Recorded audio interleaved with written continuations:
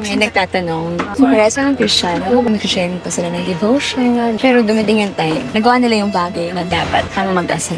Nakapag-break daw si girl kasi sobrang condemned yung feeling. Thinking kung paano niya mababalik yung relationship niya kay Lord. Yun yung tanong niya, tama po ba yung ginawa ko? Nakipag-break ako?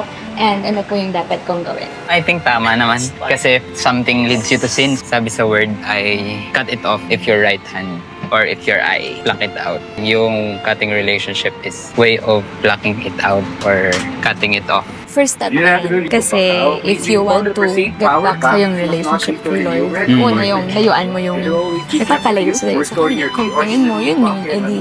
That's first step. Pero, dapat di doon matatapos. Yeah, that's right. Sundan mo ng literal na steps ng paglapit kay Lord. Lalo na kung hindi pa sila going there sa marriage or hindi siya nililid ng guy dun sa relationship that will take them deeper kay Lord, okay talaga yung breakup. Sabi ko nga sa kanya, nothing is worth losing your relationship with the Lord over. Naalala ko yung testimony ni Nash at Mika. Di ba they were living in sin, sabi nila. Nung nakilala nila si Lord, they decided to break the relationship. Yun yung conviction. Ah, talaga?